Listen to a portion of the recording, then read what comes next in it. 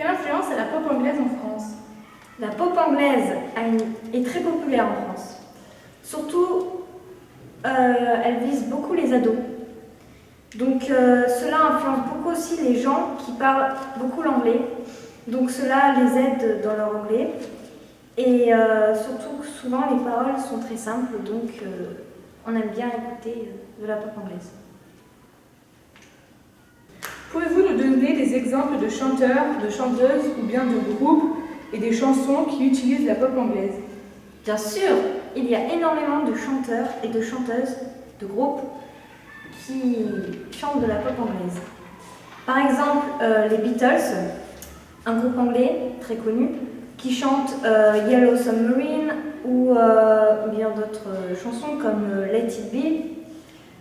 Mais il y a aussi Adele qui chante Skyfall et qui aussi, Skyfall fait partie du film James Bond.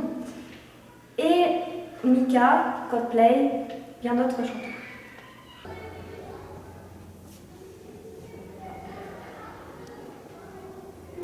Est-ce que vous pensez que certaines chansons de pop anglaise peuvent faire passer un message ou est-ce juste pour décrire ses sentiments dans un rythme entraînant?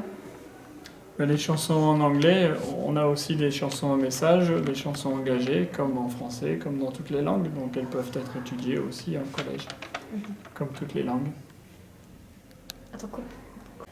À votre avis, pourquoi la radio passe-t-elle autant de pop anglaise? Parce qu'enregistrer une chanson en anglais, c'est la langue internationale. On l'enregistre qu'une seule fois, elle est comprise par la majorité des personnes. Et ça évite de l'enregistrer plusieurs fois de suite et de la retraduire à chaque fois. Donc moins de personnes qui interviennent sur la chanson, donc moins cher. C'est simplement commercial. Vous pensez que c'est plus les adultes, les personnes âgées ou plus les adolescents qui écoutent beaucoup ça? Je dirais que la génération de scolaires aujourd'hui est leurs parents, mais après, quand on commence à avoir les grands-parents, là, eux n'étaient pas habitués. Donc ça fait à peu près deux générations.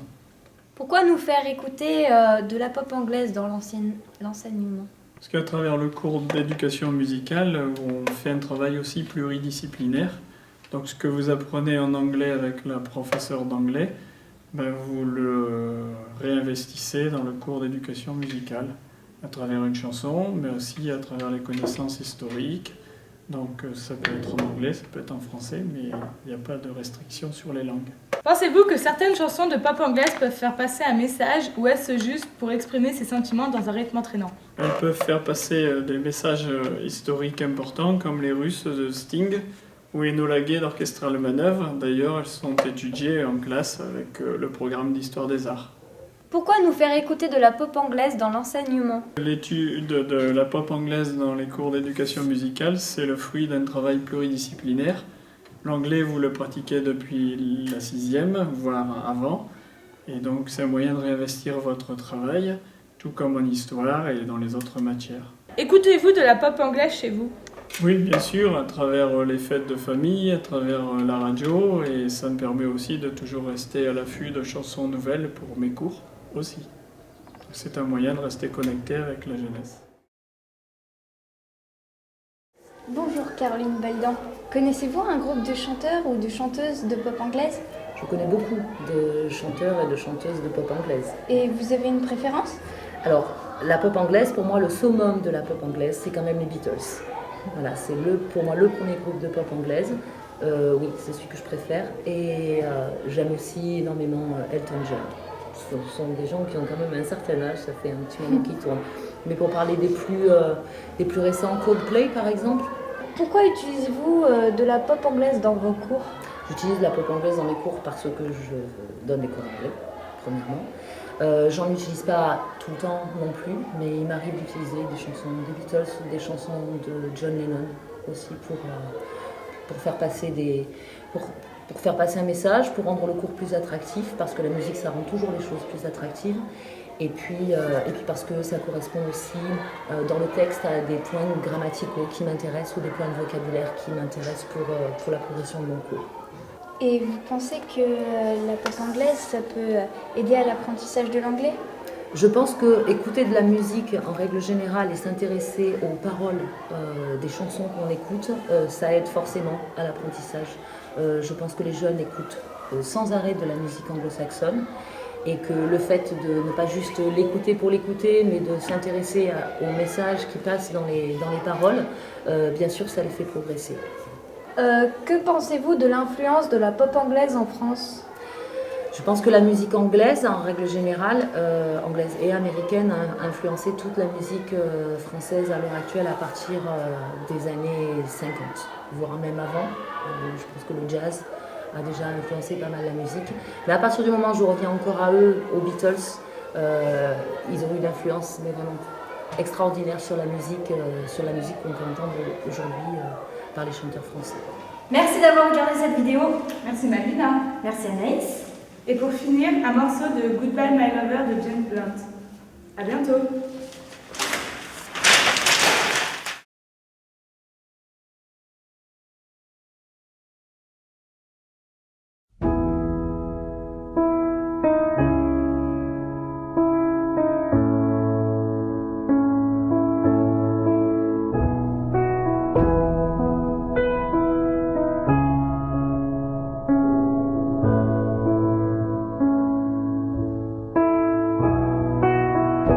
Did I disappoint you or let you down?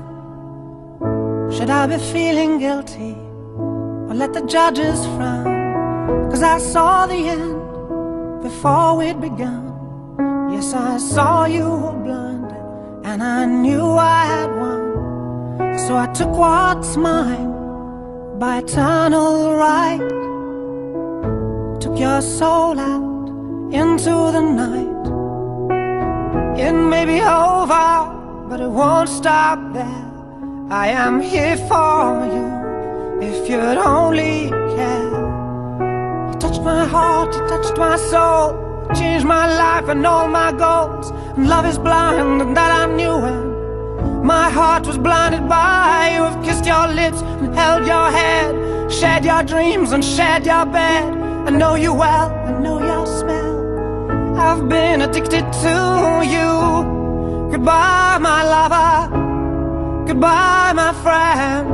You have been the one. You have been the one for me.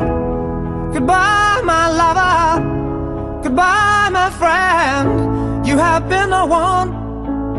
You have been the one for me.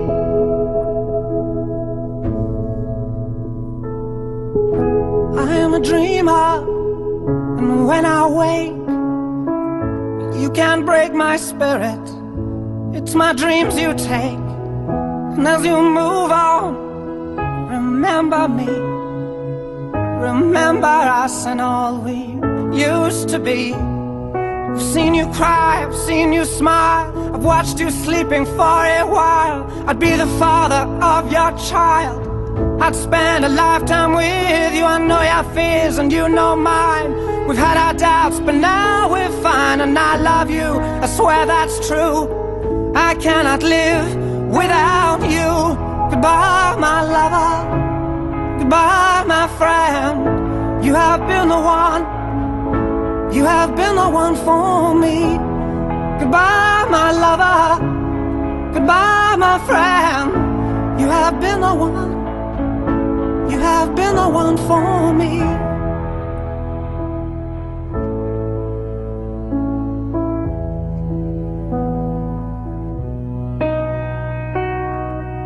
And I still hold your hand in mine when I'm asleep. And I will bear my soul in time when I'm kneeling at your feet. Goodbye, my lover. Goodbye, my friend. You have been the one. You have been the one for me. Goodbye, my lover. Goodbye, my friend. You have been the one. You have been the one for me. I'm so hollow, baby. I'm so hollow. I'm so